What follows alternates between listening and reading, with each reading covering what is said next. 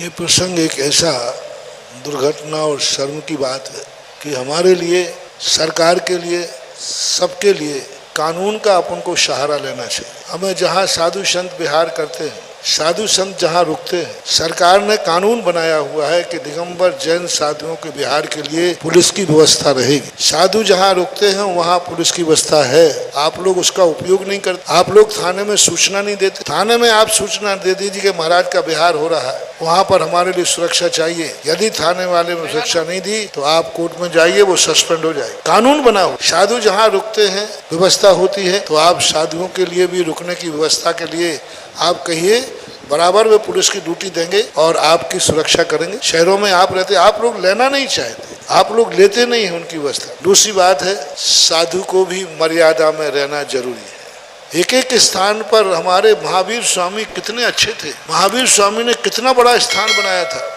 कि तुम मर्यादा को लेकर अधिक समय एक स्थान पर रुकोगे तो राग और द्वेष दोनों हो। हम लोग क्यों एक स्थान पर नहीं रुक सकते। मैंने आगरा वालों से एक दिन पूछा था कि आप चतुर्मास की चिंता क्या करते हो। बोलो मैं तुमसे प्रसन्न हूँ, कह दो जीवन भर आगरा में रहूंगा, कहा था ना।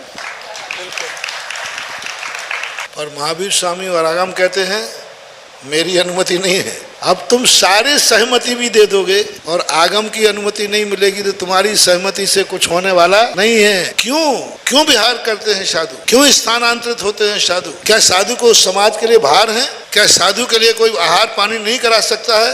सवाल इसका नहीं है। हमारे 12,000 साधुओं को उस समय राजाओं ने कहा था, हम जुम्मा लेते हैं भद्रबाहु स्वामी महाराज कि 12 साल तक 24,000 साधुओं को हम आहार चिड़िया कराएंगे, आप यहाँ से नहीं जाइए। महावीर स्वामी कहते हैं नहीं, तुम एक स्थान पर अधिक रुकोगे तो या तो राग बढ़ेगा या देश बढ़ेगा, बढ़ेगा ही बढ़ेगा।